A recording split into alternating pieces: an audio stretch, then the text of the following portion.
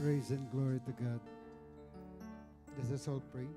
Heavenly Father, I thank you once again for giving us an opportunity in this place, O Lord, to meet you face to face. Lord, even though we do not see you, Lord, but you see us.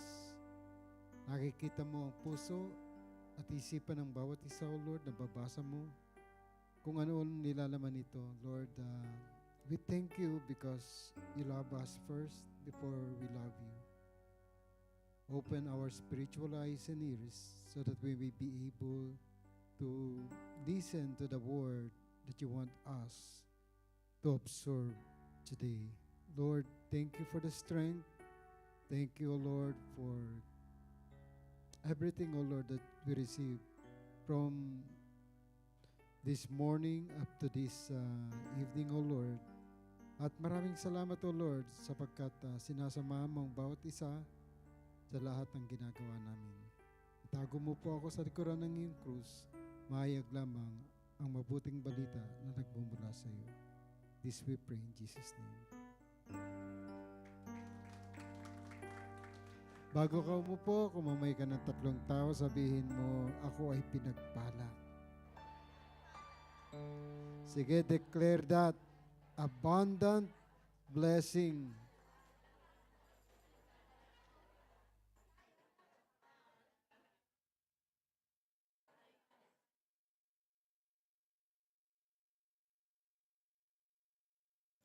August is the month of abundant provision. Amen. God has provided everything to us. So, sabi nga ni Pastor Alani last Sunday, provision, hindi mo na hinihingi yan. Sabi mo sa katabi mo, hindi ka na nangihingi. Kapag may provision ka, ibig sabihin noon, lahat ng pangangailangan mo, ready na. Amen? Actually, ang inihingi natin yung wala tayo, right? Kaya ang provision is already there. Okay? So the month of August, sabi sa akin ng Lord, tell them that I already provided everything to them. Naunawaan niyo ba yun? So let us read. No? The leftover bread.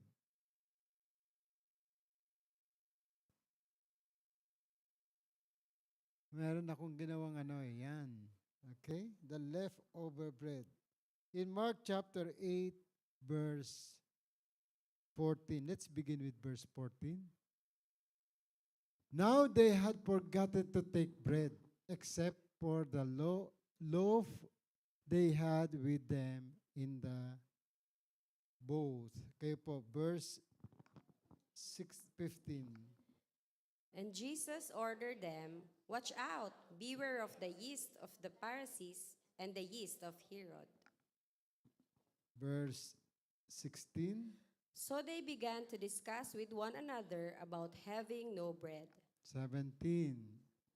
When he Well, learned yan of eh. this, Jesus Okay. said to them, "Why are you arguing about having no bread? Do you still not see or understand? Have your hearts been hardened? Okay, 18. Though you have eyes, don't you see? And though you have ears, can't you hear? Don't you remember? Verse 19. When I broke the 5 loaves for the 5,000, how many baskets full of pieces did you pick up?" They replied, 12. Then 20. When I broke the 7 loaves for the 4,000, how many baskets full of pieces did you pick up? They replied, 7. Wow. So, ang ibig sabihin rito ni Lord, no? Wala ba kayong mata? Wala ba kayong pandinig nang ginagawa niya ang miracle during that time? Bakit mag-iisip kayo ng kakapusan o kakulangan? Bakit kayo mag-iisip ng pangangailangan nyo sa physical na pangangailangan nila. Amen? Hindi ba kayo naniniwala pa? So, click natin. Next verse. Next verse. Ito sabi ni Jesus. Then He said to them, do you still not understand? Tanungin mga kasakatabi mo, hindi mo pa ba naintindihan? Bakit dumating si Jesus sa buhay mo? Amen? Bakit mo tinanggap si Jesus? Hindi ka pa ba naniniwala? So verse 2, the thing, no, in after that, no, sabi rito, the provision of bread. Yan, provision of bread. Yung mga miracles na sinabi ni Jesus Christ, 4,000 people, galing sa wala, no? Meron naman pinanggalingan, pero hindi sapat. Amen? Pero nung dinistribute ng kanyang mga disciple, sobra-sobra pa. Sa 4,000, ilan ang natira? 7 full basket. Pinakain niya sa pamamagitan lang ng ilang pirasong tinapay. At konting isda, sabi roon. Amen? And then doon sa pinakain niyang 5,000, ilan ang full basket na natira? 12. So ang provision ng Lord ay sobra-sobra pa sa iyo sa isang araw. We have 7 days a week and 12 months a year. So 7, sabi ng Lord, hindi niyo ba naintindihan? Parang yung mga katabi mo, naintindihan mo na ba? Yung leftover ay sobra-sobra. Amen? Para sa isang taon at para sa isang linggo. Amen. So, the leftover means it is the excess. In other meaning, no, sabi rito, it's the additional, the bonus. Yun. Ang gusto kong iparating sa inyo. Sabihin mo sa katabi mo, yung bonus mo, ibibigay na ngayong buwan na ito.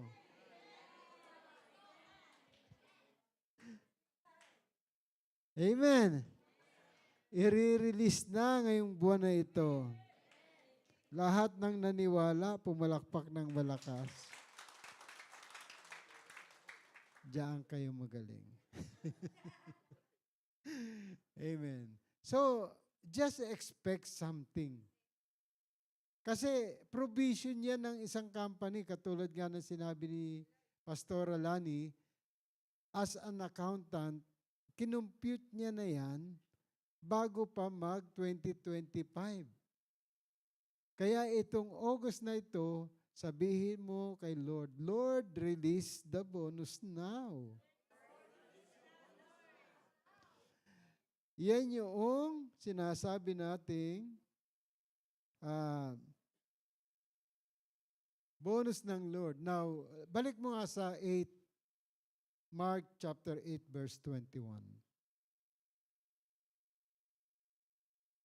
Basahin niyo uli. Then He said to them, do you still not understand? Ayan.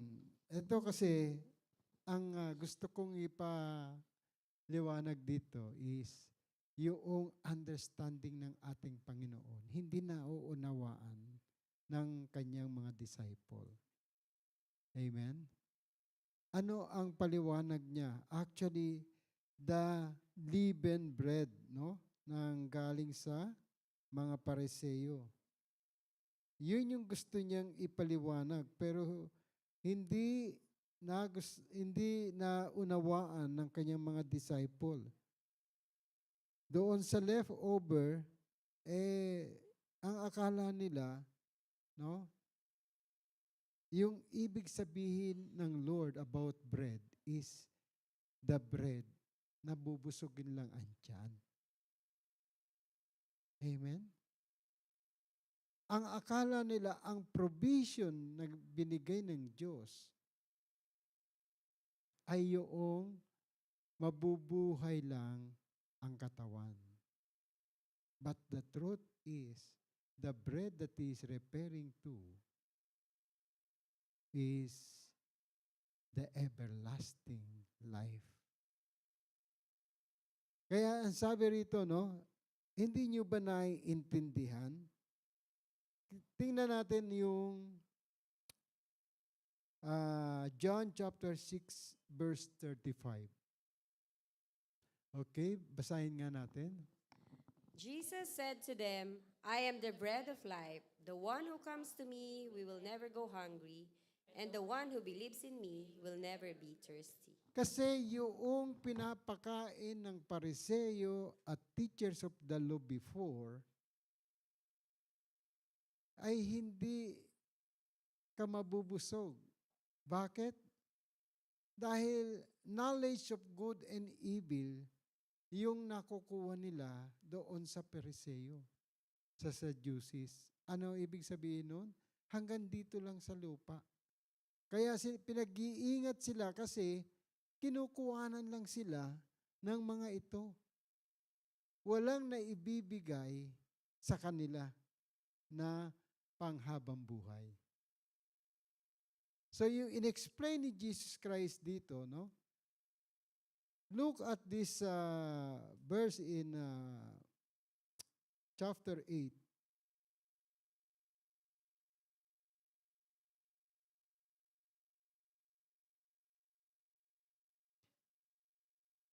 Sabi rito ng Lord,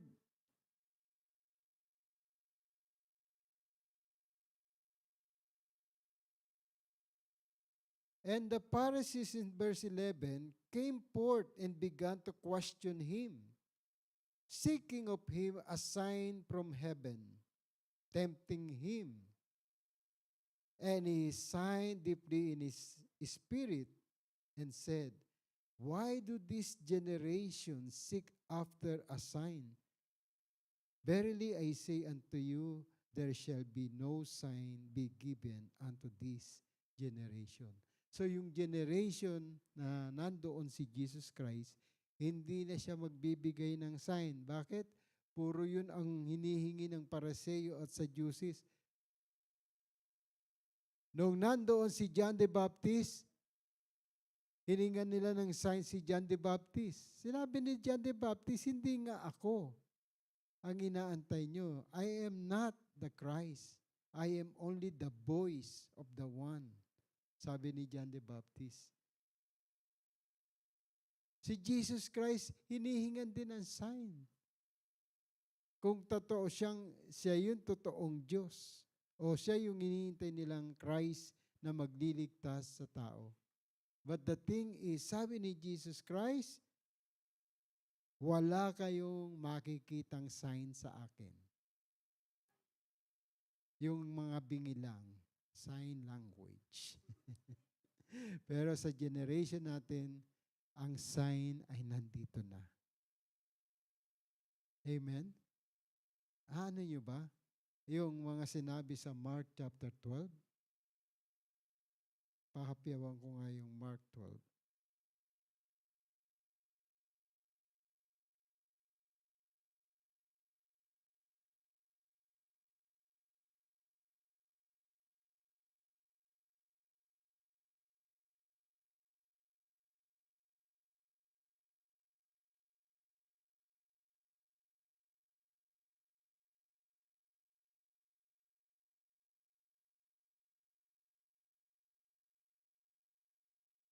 Is it Mark 12?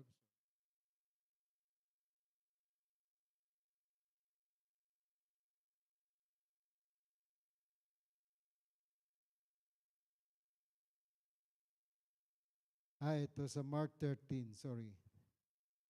So, in Mark 13 verse 2, Jesus answered, kasi nagtanong ang kanyang mga disciple, see thou this great building? Nakita niyo ba yung Burj Khalifa? Sabi ng kanyang disciple. There shall not be left one stone upon another that shall not be thrown down. And as he sat upon the Mount of Olives, the temple, Peter and James and John and Andrew asked him privately, "Tell us, when shall these things be? And what shall be the sign when all these things shall be fulfilled?" So nagbigay ng sign si Jesus. And Jesus answered them, "Take heed lest any man deceive you." Again, the leavened bread, the Pharisees. No? Huwag kayong mananampalataya sa kanya, sabi niya. "Lest any man deceive you, for many shall come in my name, saying, I am Christ, and shall deceive many." Verse 7. Tingnan nyo, baka kayo nga magbasa. When you hear of wars and rumors of wars, do not be alarmed. Such things must happen, but the end still come. 8. Nation will rise against nation, and kingdom against kingdom. There will be earthquakes in various places and famines. These are the beginning of birth pains. May sign ba kayong nakikita sa paligid natin ngayon? Are you aware of that? Things? Okay. Baka mamaya familiar na lang kayo sa salita ng Diyos. Ha? Okay. Verse 9. You must be on guard. You will be handed over to the local councils and flogged in the synagogues. On account of me, you will stand before governors and kings as witnesses to them. Verse 10. And the gospel must first be preached to all nations. So, pinarningan na tayo, huwag kayong matakot. Amen? Kung kayo ay tatanungin sa labas, anong ginagawa niyo dyan? Sabihin niyo, nagpe-pray lang po kami. Amen? Huwag kayong matakot. Because prayer works. Amen? Kaya hindi kayo magsasabi na pag sinabi dyan, ano yan, church ba yan?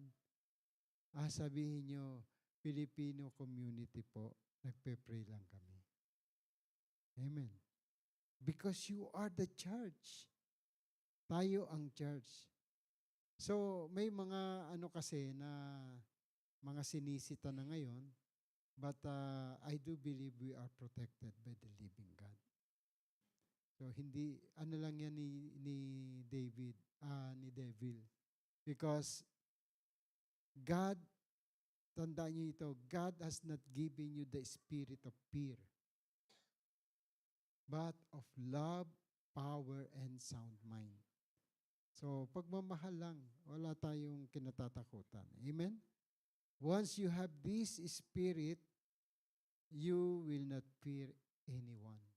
Kasi ito na yung signs na sinasabi. Amen? And the gospel must be preached throughout all the nation. Verse 11 po. Whenever you are arrested and brought to trial, do not worry beforehand about what to say. Just say whatever is given you at the time, for it is not you speaking, but the Holy Spirit. The Holy Ghost that you have received is the one going to speak, hindi ikaw. Kaya huwag kang matakot kung ano sasabihin mo. Amen? Amen. Sabi mo sa katabi mo, walang takutan. Because God has not given us the spirit of fear. Kailangan maging matapang tayo, be strong and of good courage, so that you may be able to understand the Word of God with, ano yun? Yung bread ni Jesus Christ, na sinabi niya, ako ito.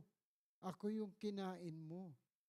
Amen? Ako yung katawan na kung saan pinakain ng Diyos sa inyo. So that you will understand 1 John 4:4, little children, kayo ay anak na ng Diyos.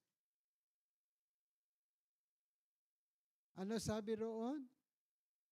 Greater is He who is inside you than the devil who is in this world. Wala ka nang dapat katakutan. Amen? Kaya sinabi ni Jesus Christ dito sa kanyang talata, no? In Mark chapter 8, huwag kayong maniwala basta-basta sa mga yan. Sapagkat alam natin na greater ang meron ka rather than the spirit of this world. Ano yung sinabi niya? And the Pharisees came forth and began to question with him, seeing of him a sign from heaven tempting him. Hindi siya nagbigay, pero ito ay sinabi niya sa kanyang mga disciple. Sabihin mo sa katabi mo, you are a disciple of Jesus Christ. This generation will come past. Amen? And ano yung sabi ni Jesus? Sabi niya, take heed, beware of the leaven of the Pharisees and of the leaven of Herod. Kasi yung pinapakain sa tao during that time ni Jesus ay puro pananakot. Amen? Sinasaksak yan sa isip nila, sa kanilang tenga, sa isip. Kaya yung mga tao before, talagang nung pinako na si Jesus, nagtaguan even yung pinakamatapang niyang disciple. Sino yan? Si Pedro. Amen? Yung nagsabing, Lord, hindi kita iiwan. Over my dead body. Pero nung nandun na si Jesus Christ, hindi ko kilala yan. Di ba kasama ka niya? No, no, no, no, no, no, no. No, my friend, no. Ando na yung mga denials. Amen. Hindi, kasama ka niyan eh. No, no, no, no, no, no, no, no, no. 3 beses. Grabe, no? How about you? Pag tinanong kayo, di ba kasama ka noong gwapo na yon na nagpi-preach?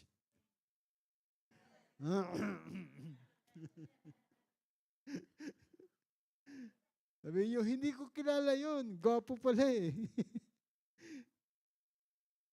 Okay, no. Huwag kayong matakot kasi bibigyan kayo ng Holy Spirit ng Word during the time na may magtatanong sa inyo. Amen? And the Holy Spirit, sabi nga ng John 14:16, He will be with you forever. John 14:16 nga, tingnan mo nga. He is our counselor, our advocate. Sige nga, basahin natin. And I will ask the Father, and He will give you another counselor to be with you forever. That is the Holy Spirit, our counselor. He will be with you forever. Kaya, who can be against you if the Holy Spirit or the Word of God is with you?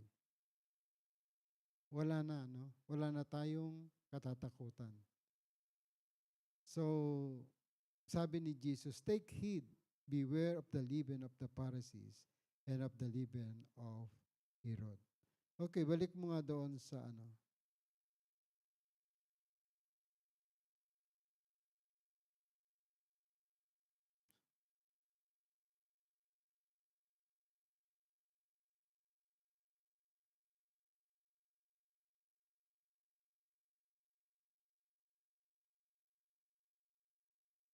Anong ibig sabihin ni Jesus Christ dyan?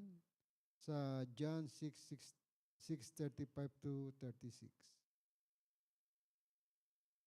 John chapter 6:35 to 36. Sige nga, basahin nyo. Jesus said to them, I am the bread of life. The one who comes to me will never go hungry, and the one who believes in me will never be thirsty. So the one who comes to Jesus Christ will never go hungry. Kaya yung provision na sinasabi natin, itong month of August, huwag kang lalapit sa katabi mo. Amen? Wala yang maibibigay sa'yo. Hindi yan ang nag-provide ng lahat ng bagay para ma-accomplish mo ang pinagagawa ng Lord. Amen? Kaya kalimutan mo muna yung mga nasa isip natin na kung sino man yung mga tao o yung mga bangko na iniisip mo, wag yun. Sabihin mo, Lord, sa iyo ako lalapit. And the Lord will give you the wisdom. He will give you the understanding that everything was provided by our living God. Before you ask, nandiyan na yan. Ginawa na ng Lord lahat ng bagay bago ka pa niya gawain. Una niyang ginawa, sino? Mga magulang mo. Amen? Kaya na pinabayaan ka. Kaya nga sabi niya, when you ask, when you pray, say, Father in heaven. Binigyan ka na ng access doon sa kalangitan na gumawa ng langit at lupa para anything na hingin mo, madali na. Why? He provided everything before He make human being. Amen. Kaya tandaan natin 7 days a week, it was already provided with leftover. Kasi yung kinahabagan ng Diyos ang dami. Pinakain lang, kumuha lang sila ng ilang piraso. Sa 5,000, limang tinapay lang at 2 isda. Diba? Doon sa 4,000, isang piraso lang na tinapay at ilang pirasong isda. Amen? Kaya sabi niya sa verse 36, ano yan? But I told you that you have seen me and still do not believe. Hindi pa rin sila naniwala. Nakita na. Sabi mo sa katabi mo, ano ba nakita mo sa buhay mo? Pinabayaan ka ba ng Diyos 7 days a week? Pinabayaan ka ba ng Lord 12 months a year? Hindi, di ba? Until now, we are here, surviving. Amen. Our church is now going to 18 years. Magdidibo na. Nakita nyo ba yung kakulangan sa buhay nyo? Amen? Hindi pa kayo inuobliga ng Lord na magbigay. Konti pa lang yung nakikita ng Lord na nagbibigay. Pero, pag pinag-pray to ng mga finance, ay grabe. Overflowing. Amen? From January to December. From Monday to Sunday. Hindi nauubos ang pagpapala ng Lord. Wala ba kayong palakpak diyan? Sabi mo sa katabi mo, salamat sa buhay mo. Ikaw ang kinukonvict ng Lord. Amen? To give more. But the truth, kahit hindi ka magbigay, katulad itong pangyayari dito sa sinabi ni Jesus Christ, hindi nyo ba nauunawaan yung ginagawa ng Diyos sa buhay nyo? Pinakain ang 4,000, meron pang 7 basket. Pinakain niya ang 5,000, meron pang 12 bakol ang natira. Don't you understand? This is more on spiritual before the natural. Therefore, kapag natural ka, nabubuhay, hindi gagana ang supernatural. Sabi mo sa katabi mo, manganap ka ng hindi mo kaya. Dream again. Because Jesus Christ is in you. Amen? Ang sabi niya, I am the bread. Jesus said to them, I am the bread. At sinabi niya kay devil, Matthew 4:4, man does not live by bread alone, but by every word that proceed out from the mouth of God. Kaya in John chapter 1 verse 1, in the beginning was the Word, and the Word was with God, and the Word was God. Because He is the bread that we need to eat every day. Yung salita niya magpapalakas sa atin, spiritual. Wala nang iba. Nangihina ka ba ngayon? Eat the bread of life. It is the Word that became flesh, John 1:14, and dwell among us. The glory of the one and only, full of grace and truth. Yung glory ng Diyos na kinakain natin, yan yung makikitang liwanag sa iyo araw-araw. Amen. Kaya nga sa John 1:12, for as many who receive this bread, to those who believe in the name of Jesus Christ, He gave them the right to become children of God. Children not of natural descent or human decision or husband's will, but of God. Kaya sabi niya 1 John 4:4 again, greater is He who is inside you. Pero before that, ano sabi? Little children. And how you become little children? You are a believer of Jesus Christ. Kaya yung sinabi niya rito sa John chapter 6:36, but I told you that you have seen me and still do not believe. Hanggang ngayon, hindi ka pa naniniwala eh. Sabi mo sa katabi mo, yung provision, binigay na ng Lord. Paniwalaan mo, may sign na darating sa iyo.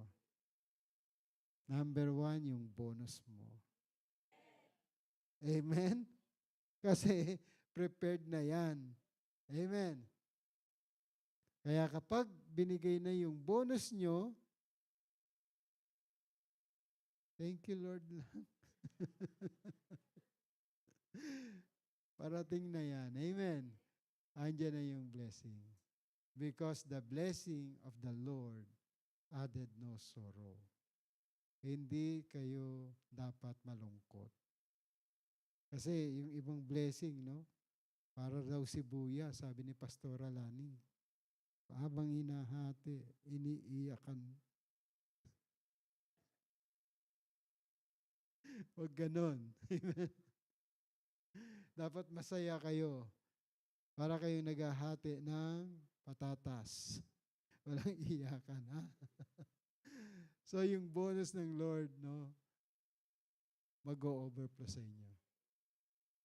Hindi yan mauubos hanggang December. Pagdating ng December, may bonus na naman kayo. Para sa susunod na August na naman, hanggang August pa yung kakainin nyo. I pray, no, kay Lord. Sabi ko kanina, Lord,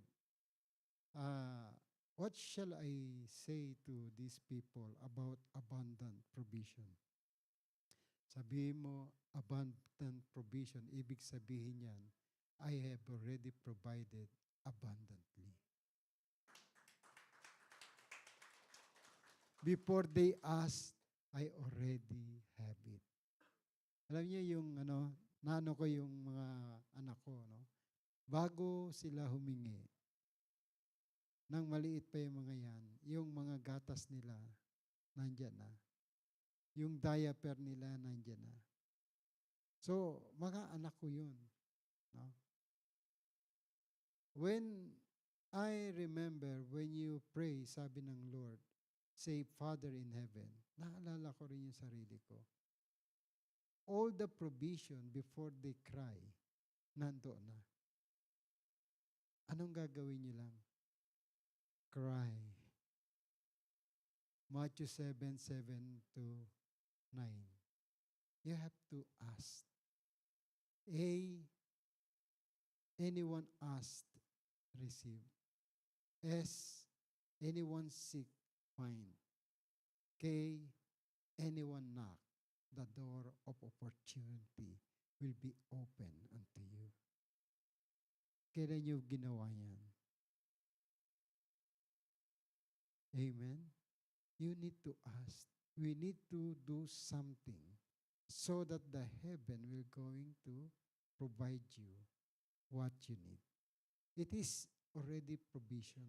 Sabi ng Lord, tingnan mo, humingi ka sa akin ng snow dito sa Dubai. Pinagkait ko ba? Yelo pa nga binigay ko eh. Amen. Araw-araw ba pa, kaya lang natunaw. So, once again, Lord, I ask for sign. In the month of August, ibuhos mo yung malakas na ulan. Sino rito gusto nun? Ulan ng pagpapala. Dito lang yan sa JCTD. Huwag naman ganon. Sabihin niyo pa, pati na sa mga ibang churches. No? Lahat, kasi kapag nagbuhos ng pagpapala ang Diyos, lahat provided. Kaya yung prayer natin, in the month of August, makikita nyo, bigla na lang uulan ng malakas. Malakas na pagpapala para sa katabi mo. Kasama ka, siyempre. Amen? Huwag kang papayag na hindi ka makasama. Especially kapag pagpapala na ang pinag-usapan. So let us all stand. And I will give you